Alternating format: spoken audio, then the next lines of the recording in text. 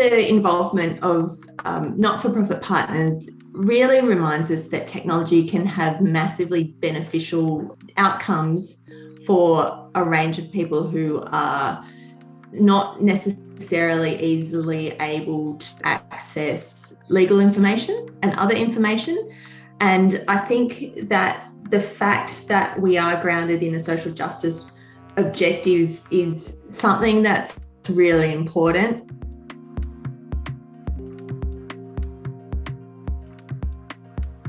Well, welcome to Reimagining Justice.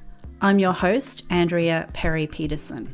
I acknowledge the Yugara and Turrbal people as the First Nations owners of the land from which I am broadcasting, and I pay respect to their elders' laws, customs and creation spirits, as well as to First Nations owners around Australia and around the world where this podcast is heard.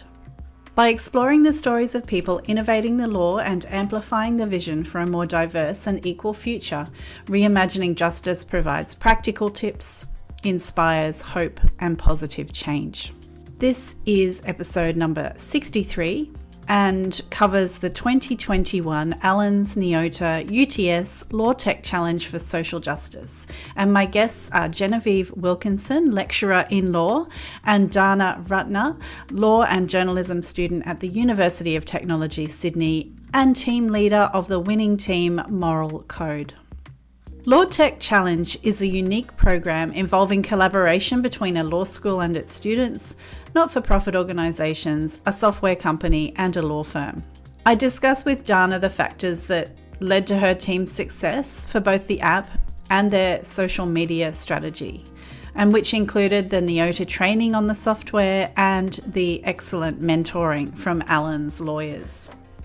She also shared the one thing that meant her team worked exceptionally well together.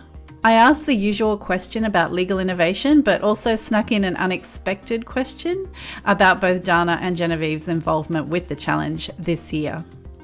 To hear more about Neota Logic's education programs, you could take a listen to an episode I recorded a while ago now, episode 18, with Director Consulting and Solutions at Neota Logic, Dominique Simpson.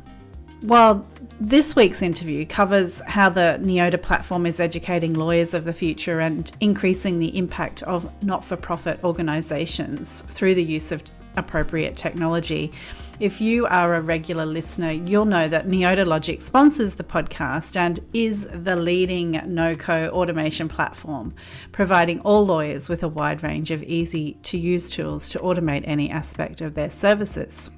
Take a look at what Neota offers, especially if you're interested in delivering legal services differently to the traditional model. To find out more about Neota's document automation capabilities, which is part of its wider no-code platform to automate expertise at scale, there's a link to a short explainer video in the show notes. Dr. Genevieve Wilkinson is a lecturer in the Faculty of Law, University of Technology, Sydney, where she teaches in the areas of intellectual property law, human rights, technology, and international law. Genevieve is passionate about using technology innovatively in learning and teaching, and her current research focus is on the global human rights implications of trademark law. Dana Ratner is a penultimate law and journalism student at University of Technology, Sydney, and has a keen interest in how legal innovation can help in the social justice sphere, as you'll hear in this episode. An added bonus of this interview for me was the opportunity to reconnect with Genevieve, with whom I served on the board of Amnesty International Australia around 15 years ago.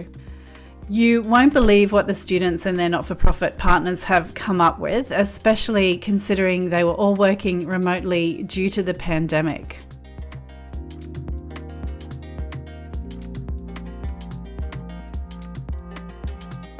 Welcome to the show, Genevieve and Dana, and congratulations to both of you for a very successful legal tech challenge, and especially to you, Dana, for your team's success with Moral Code in both the Social Media People's Choice Award and as the overall winner. Thank you. It's pretty incredible. Very exciting. Now, you're both in lockdown in Sydney at the moment, but where would you say is your favourite place in the world? I feel like that's always such a tough question. I have had a little think about it. I think maybe Paris. I've got some family there and it just has like such really, really nice memories. So yeah, that's Paris for me. What about you, Genevieve? It's funny. I think even despite the fact that we're in lockdown, in some ways I might say Sydney, because I am one of the lucky ones who is still within 5 kilometres of the beach, so I can still walk down to the beach. And I know that nothing will last forever in terms of lockdown. But if I were to get out of Sydney, I was really lucky to grow up with a family holiday house in Port Stephens, which is an absolutely magical part of the world. And it's, a very, very simple holiday house, but it's just beautiful and peaceful and serene. There's a lot of natural beauty there. And so that would probably be very, very high on my list. Yeah, well, as Australians, we're intrepid travellers, and I think a lot of us are feeling that itch and urge to leave the country at the moment. But as you say, we're really fortunate to be where we are, and we do have a lot of natural beauty even close to where we're living, even in the big cities. So yes, very good. Now, last year I was really fortunate to meet with Director of Education at Neotologic, Kevin Mulcahy, and also Professor Tanina Rostein of Georgetown Law when I was in Washington, who were the developers really for the model for the kind of program that we're going to be talking about. So for those unfamiliar with the concept, Genevieve, perhaps you can describe the Legal Tech Challenge. So we give it the fairly wordy name of the Allen's Neotologic UTS Law Tech Challenge. So I'm going to call it the Law Tech Challenge. As part of the challenge, we are lucky to take advantage of the no-code platform that Neotologic offers, and that enables students to do some amazing work building apps without having to sort of deeply engage with coding, although some of them do so and do it quite amazingly.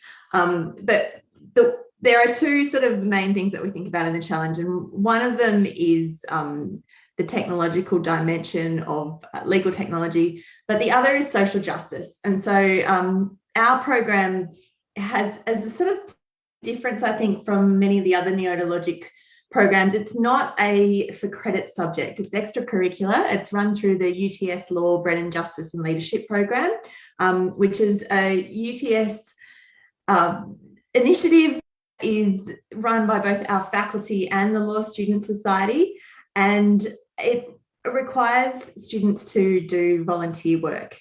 And so from that program, every year we select students to work with not-for-profit partners to build apps that improve the social justice activities of those not-for-profits. This year it was a 7-month program, and we had 4 not-for-profit partners. One of them was Autism Spectrum Australia, Aspect. Dana worked with Aspect. They are the biggest provider of services for people on the autism spectrum in Australia, and they also do some amazing autism research. We were also really lucky to work with International Social Services Australia, who do some really important inter-country social work and providing legal services for internationally separated families. And we also worked with the Women's Justice Network, who provides support services for women and girls who have been involved in the criminal justice system. And finally, we worked with the UTS chapter of Respect Now Always, which is a national initiative that addresses and prevents sexual assault and harassment in universities. So we had these amazing partners that our teams worked with, and worked with them to identify problems that would lend themselves to technological solutions, and then built apps on the Neota Logic platform, and came up with some absolutely amazing technological solutions. I have so many questions flowing from that. That's a lot of coordination on your part, I assume. And I also assume that you are really conscious of the time involved on behalf of those organisations, given, you know, that they're charities and usually poorly resourced, but we might get into that down the track a little bit. As for the student teams, like, how are they established? Are they coordinated by yourself, or is that up to the students to arrange their own teams? So we structure the teams. The students make applications at the beginning of the program, and in those expressions of interest, they set out some of the reasons that they would like to do the program, but also some of the skills that they have, and we use that information and a video introduction at the beginning where we ask people to think about what roles they might like to play in different teams, and create 4 different teams that are hopefully suited to the not-for-profit partners. I'm also extremely lucky because we are strongly supported by Allens. And the teams are able to work with mentors from Allens. And also they receive a lot of information and tips early on from many lawyers, professionals at Allens about a range of things, including working with not-for-profit clients, working on social media, because we ask students to actually think about how they can use social media to promote their work, but also their organisation. So there are a lot of people who help the teams start to think about their problems and support them to work with their not-for-profit clients. It's really simulating a real life experience, isn't it? To be working alongside people that you don't necessarily know closely.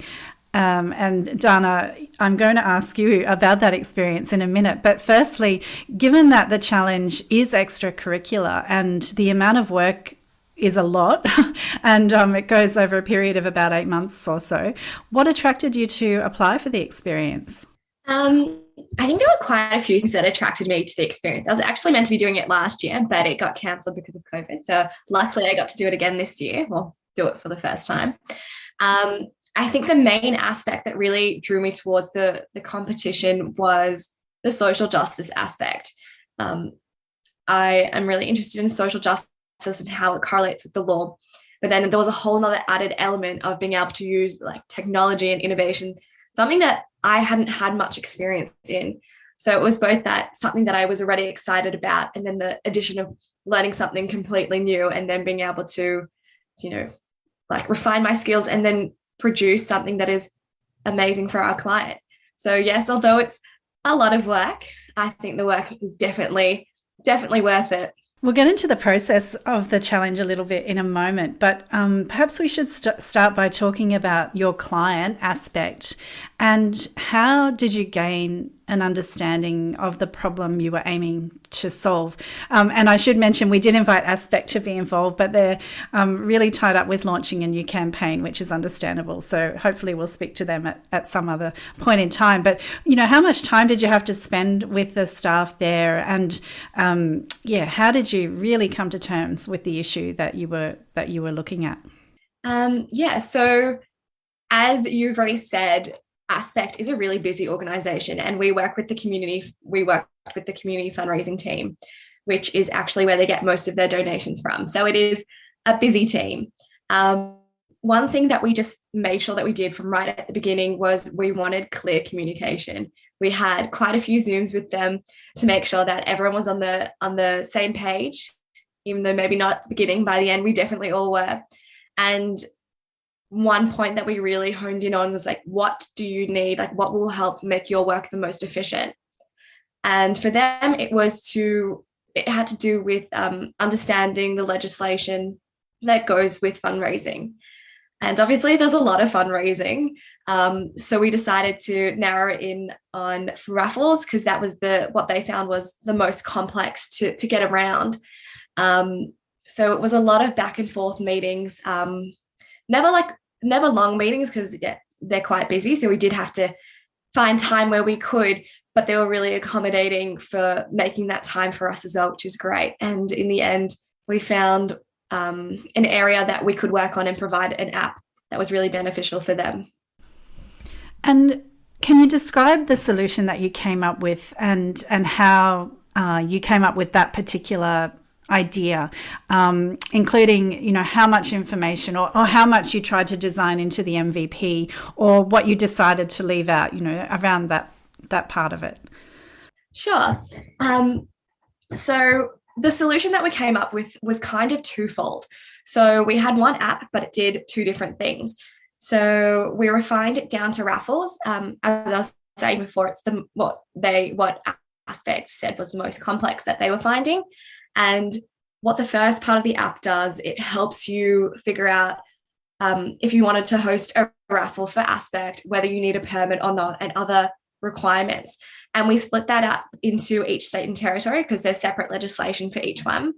And it would have really simple guiding questions to get an answer of, yes, you need a permit. Here are the links. Here's some information. No, you most likely don't need a permit. Here's some links, some information that can help you. And then it goes on to the second step, which automates the proposal form. So that's like getting all the information from this potential fundraiser about what they want to do, where they're going to do it, when they're going to hold the event. And from there, it produces two documents. The proposal document, which has all the information that I just said, and then an authority to fundraise document, which is what Aspect has to be providing to all people who want to fundraise for them. So that draft is already automated for them so that when they're ready and they've gone through all the proposal form, they can just send it off and have it quickly done. So although it sounds like quite a complex process, when you go through the app, it's really quick and simple. A lot of it is that background work that we worked on to make it quick and simple. And how we decided on narrowing it down, I think, was just looking at what the client really needed, what they wanted out of it, and then also working within our time frame. I know 7 months sounds like a long time, but when you're making an app from scratch, it can take some time. So we also incorporated that element into it as well. That's brilliant. And I was having a look at the webinar or the recording of the finale earlier today, and people can see visually the app there. If they want to have a look at it, I'll put a link in the show notes to that. But it just strikes me as a really brilliant application of the Neota platform, because you've got the logic tree giving guided information, and then you're actually producing something that is so useful and tangible that the potential fundraiser can give to the organisation and notify them of their plans. It's very simple, but that's often the hardest thing to do. What's that saying? If I had more time, I'd write a shorter book or something like that. I mean, you've come up with a really neat solution in that period of time, and I can only imagine how much time that will save for the organisation. Did you think about how many hours it would be? I think some of the judges were asking you about the impact. Yeah, I don't think I could put a number on it. But we know from when we were doing our testing with the client that they were really excited because they knew that it would be saving them so much time. There's no numerical value, but I think it's definitely going to make that impact that we wanted. And I think everyone in the team, that's what we were all rooting for. So we're very excited that we actually accomplished it. To flip it another way for a second, what do you think the staff at Aspect will do with the free time that they now will have?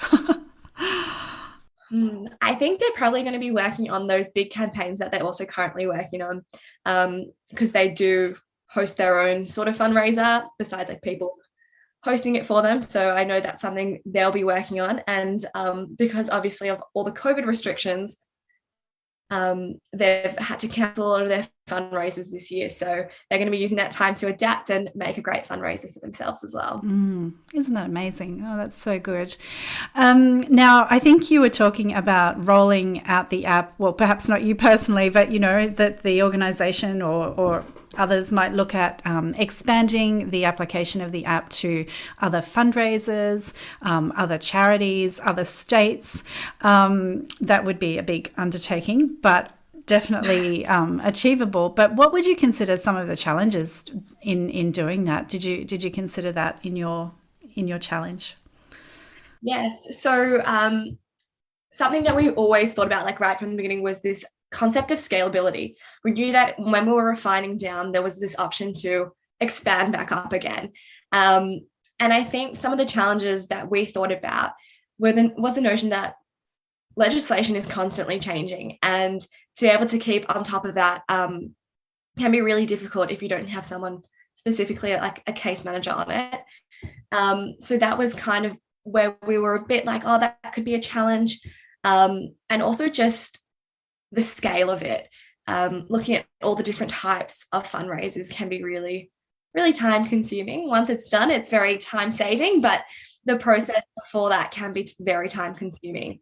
So I think those were probably our two biggest kind of worries for expanding. But we do know that ultimately, if this does expand, it's going to be creating such an amazing impact that it'll be worth the time. Yeah, definitely. Sometimes it's a bit of investment now for savings down the track, but it can be difficult for charities and community legal centres to carve out that time. But if they can have more effect at a system level, I think. So coming back to this question or this issue around teamwork, how was that for you?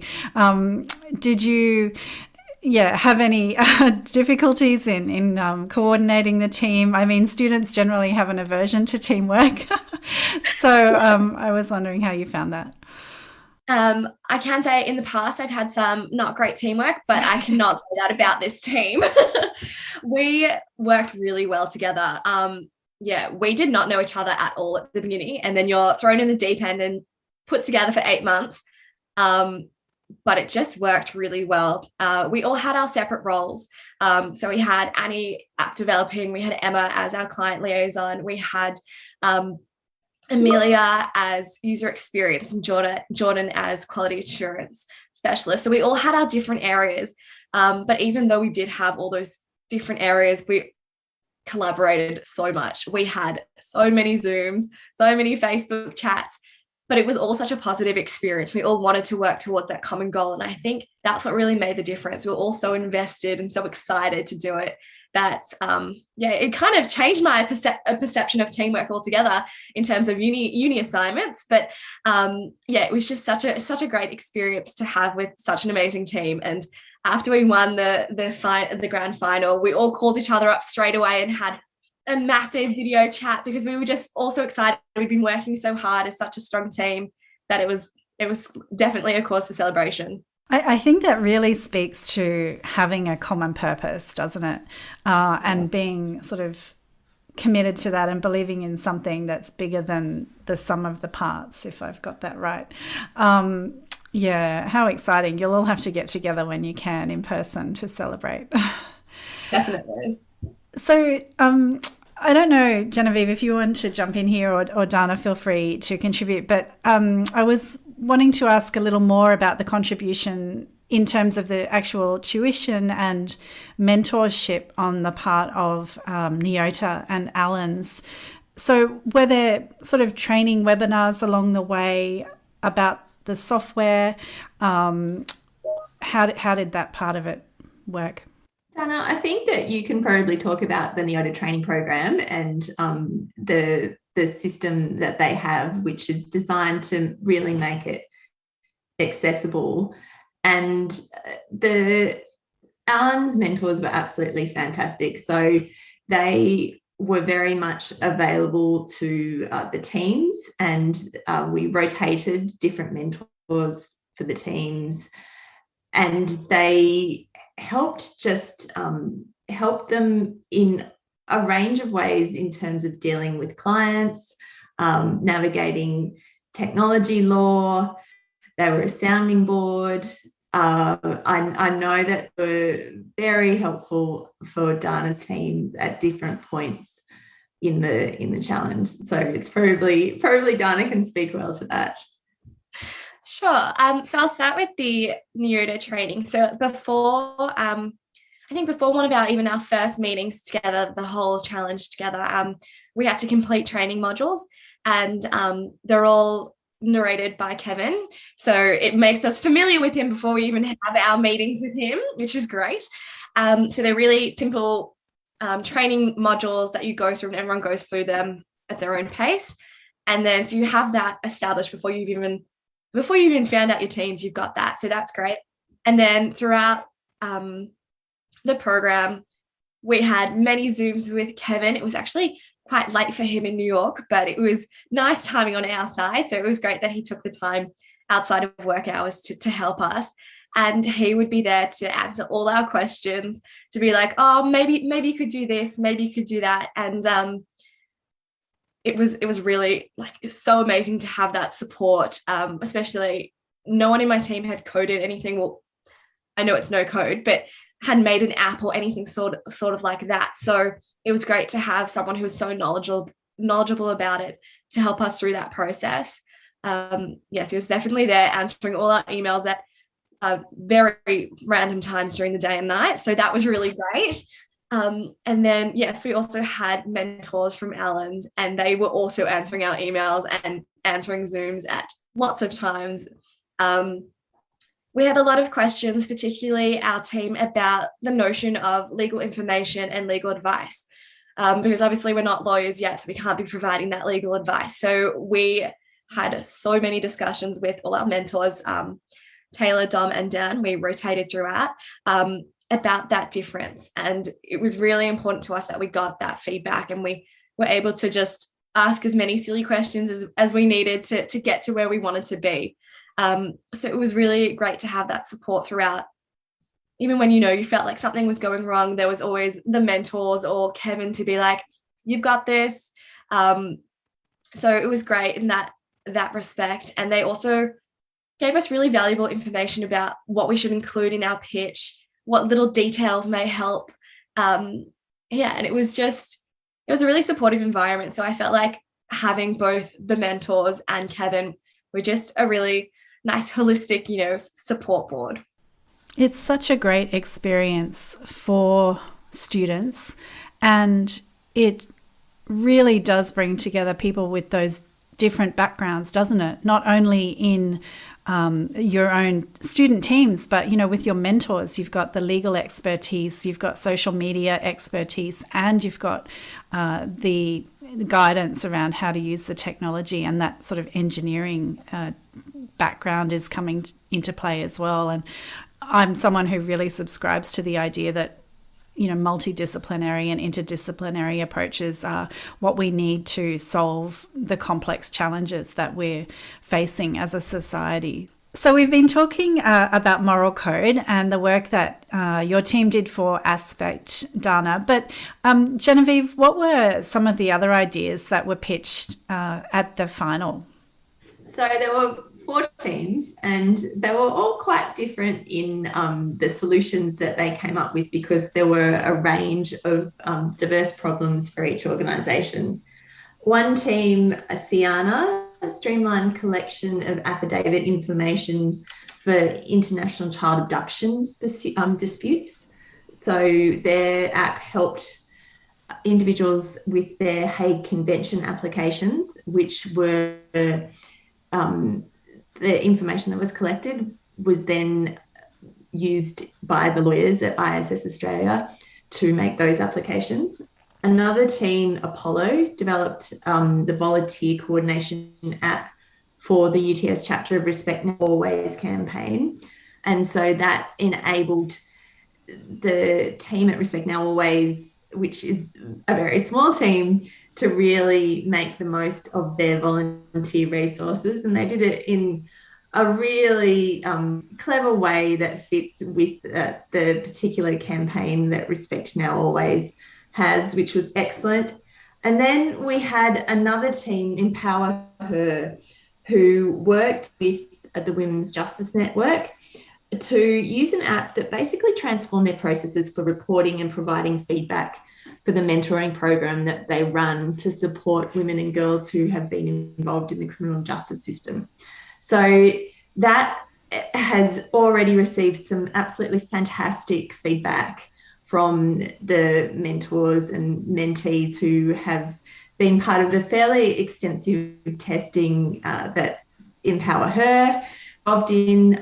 But all of the teams did a lot of testing to make sure that their user experience was, as good as it possibly could be. And you've heard Dana talk about the way that they tested the app.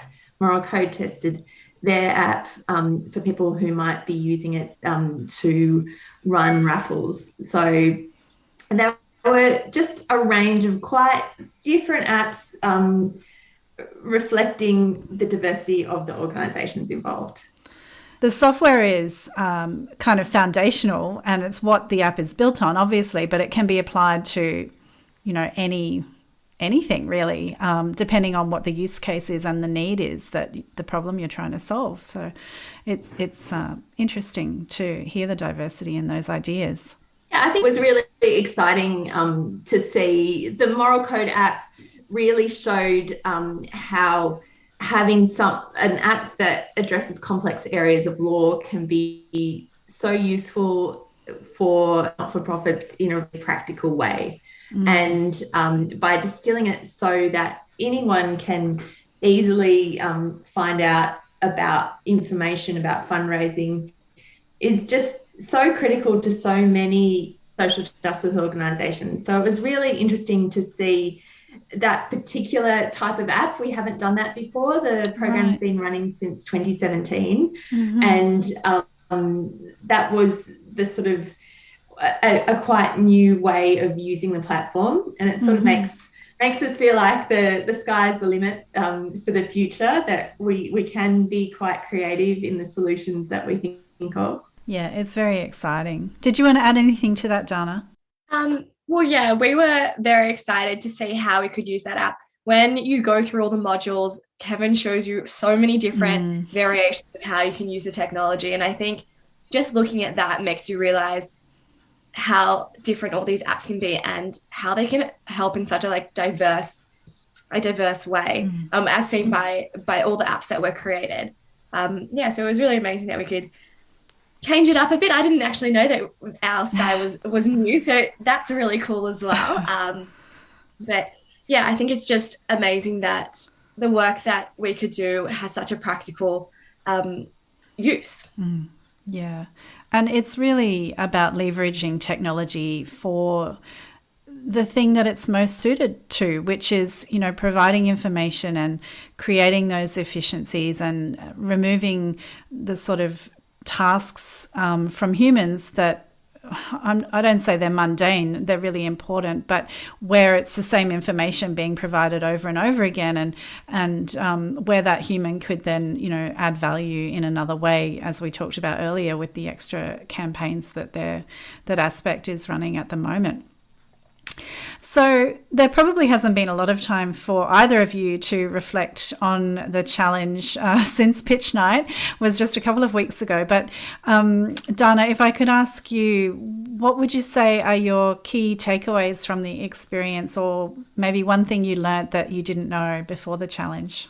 Yes, it really has been a whirlwind since the grand final, so I hadn't had much time to reflect. But I think one thing that I reflected on throughout and have continued to reflect upon is the ability to use this legal innovation for so many different purposes, for so many different bodies that it can be helped with, and just kind of how wide and far this technology and specifically that legal innovation aspect can really spread, which is, it's just every time I think about it, I'm like, wow, that's amazing. That's so cool. Like, one thing that we did can have a use in this and this and this. And it's just great to see that these uni students, all of us could create such an impact. And it makes me think about so much more that we can do as well, which is great.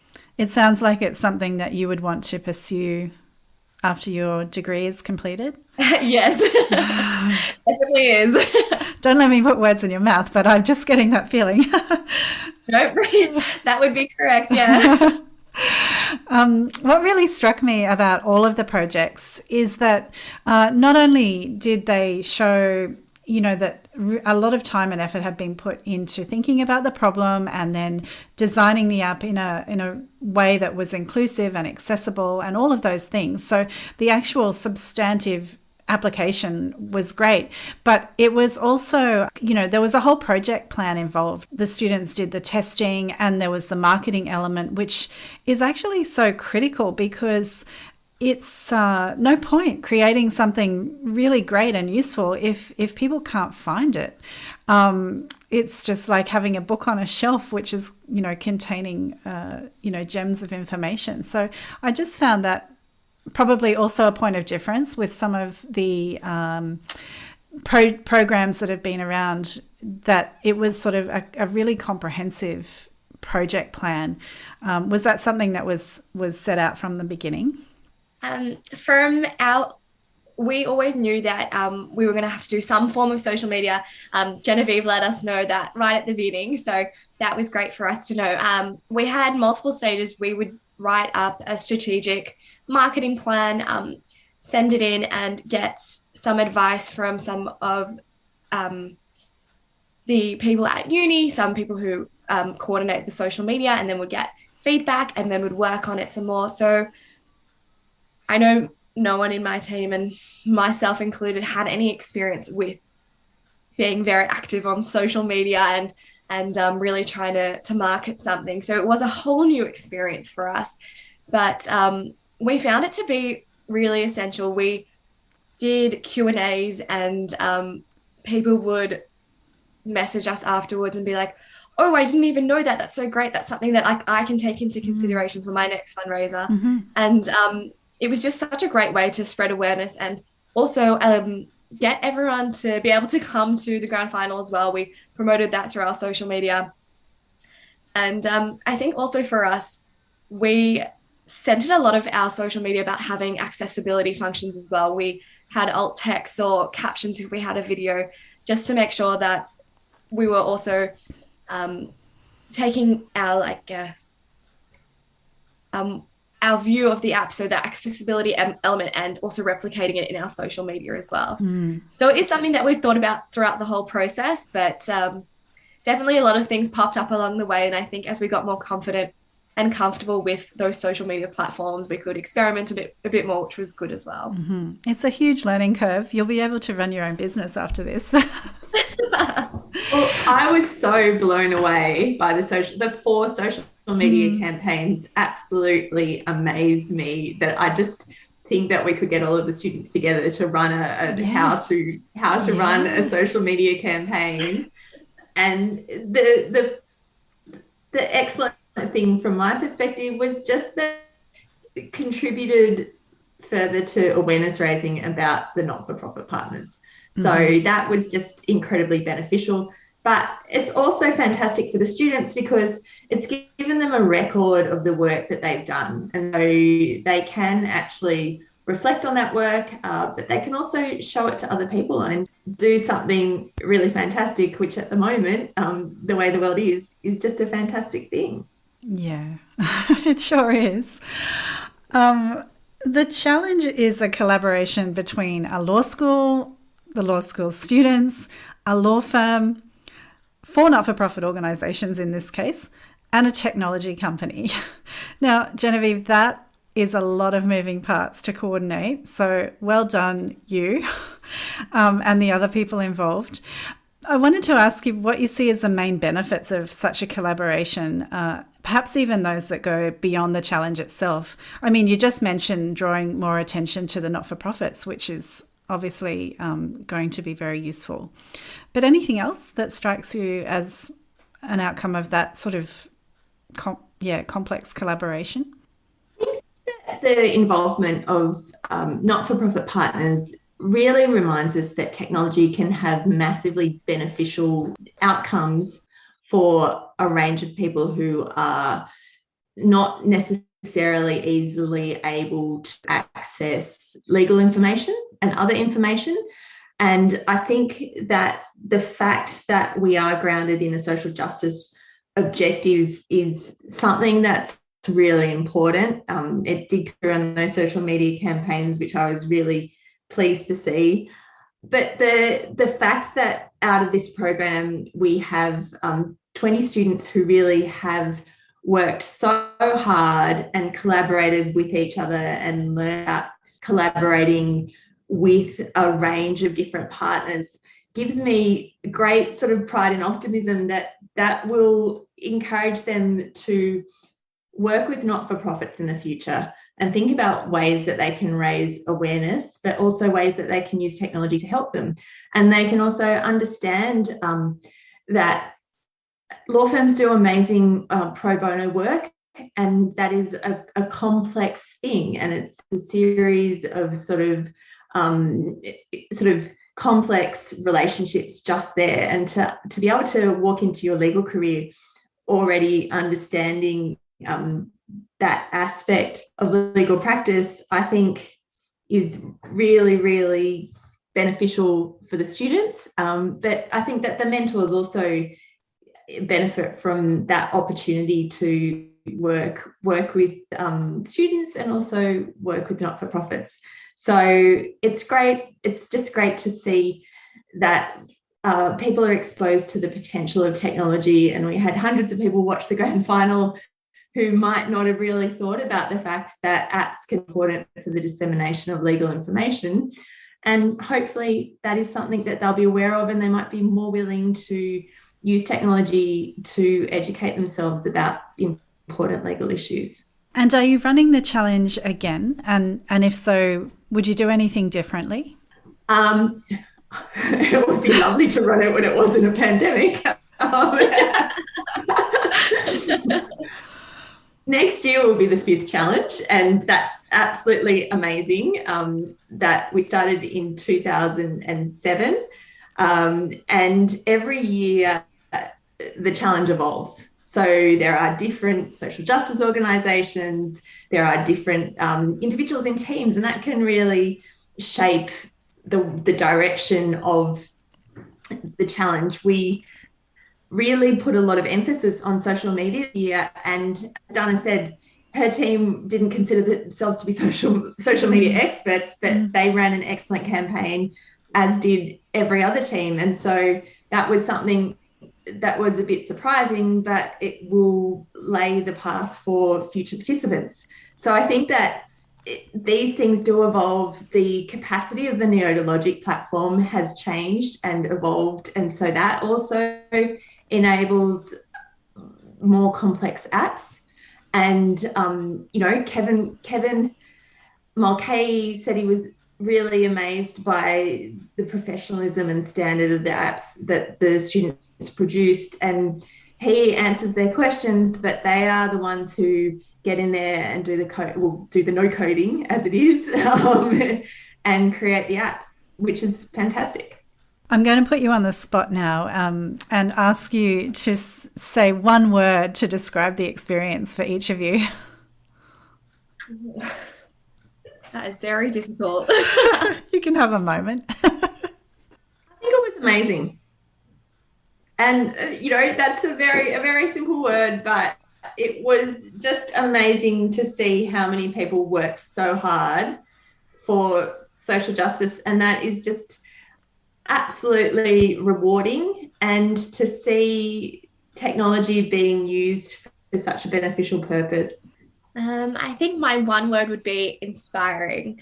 I think not only the work that all our clients do, all the different clients do, is inspiring, but my whole team was inspiring. The mentors were inspiring. I think just the whole process was a real inspiration to me. So if I had to pick one word, it would be inspiring. And Dana, what is your definition of legal innovation? I think legal innovation is quite hard to define. I think for me, it's the notion of problem solving and creating legal solutions that are time efficient and also helpful for both the client and the users. So I think it's hard to put in quite a succinct definition, but I think it would be centered around problem solving. What about you, Genevieve? I think the legal innovation really just about the law moving forward. Technology can play a key part in that, but apps are really just one way that we can make the law more efficient and more accessible. They provide really exciting opportunities for accessibility, but I think it's also important to remember as we move forward that they can empower individuals so that we can be more conscious of working within an ethical framework. And so that's something that's really, I think about a lot. I teach a subject, technology, law, policy and ethics, where we think about the ethical dimensions of technology. And I think that when we're talking about technology in a legal framework, we have a range of ethical approaches, including human rights approaches, sustainable development goals, different ways of thinking about technology that are really important when you are working with technologists, because they think in a different way about innovation.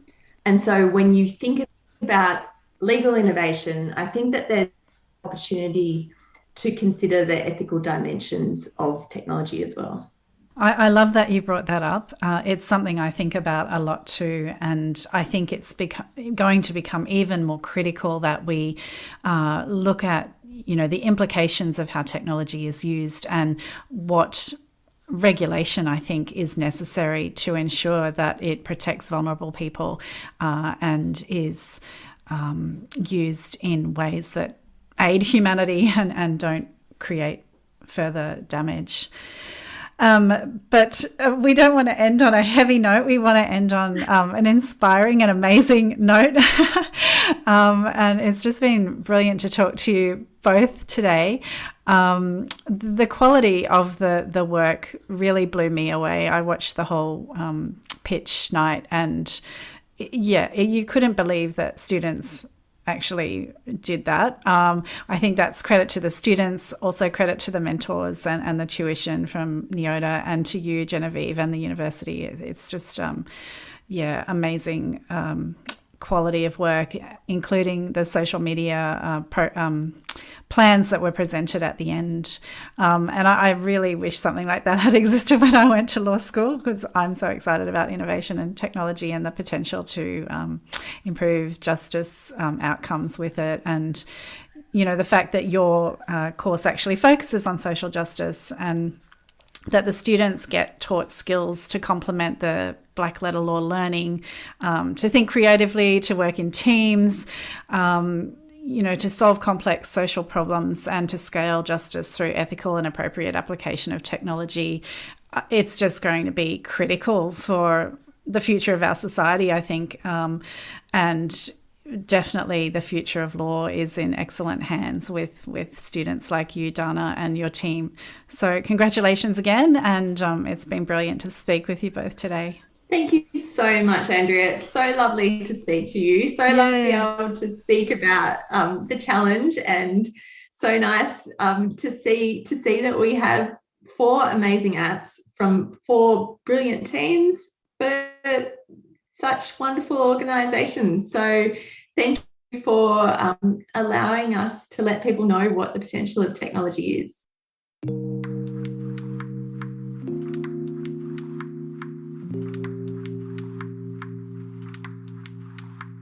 In a recent mentoring session that I was involved with, a young lawyer asked me what I thought is the future of law. What a question. There really is no one answer. The advancements that are happening and the challenges that are experienced at a community law level are different to those in small firms, which are different to those in medium firms, different to big law and new law. The challenges and opportunities are also different between the cities and remote areas, at the bar and in the courts. The future will be what we make it. What I do know is that moving forward, approaches that will be critical will be an ongoing focus on the client and the problem that they need resolved. awareness of the most appropriate and ethical use of technology, teamwork, and knowing how to communicate key messages, all skills the students gained through involvement in the Law Tech Challenge. Whether you're a for-profit or not-for-profit organisation, hopefully you've come away from this interview with some ideas about how you could effectively apply automation to your processes. And you can take a look at Neota's videos and other examples of applications via the links in the show notes. And if you need any assistance to identify or refine a use case that you have in mind for your organisation, please get in touch, as I can help you with its design and integration with your current systems. As I mentioned last episode, I'm collecting stories of how people have connected through the podcast, so please drop me a line if you fall into that category or if you've developed some ideas based on what you've heard. Please subscribe, review the podcast, share this episode through your social media to amplify the stories of positive change. As Genevieve said, we really need that kind of content right now more than ever, and hope for a better future. Thank you once again for tuning into Reimagining Justice and your motivation to improve people's experience of the law.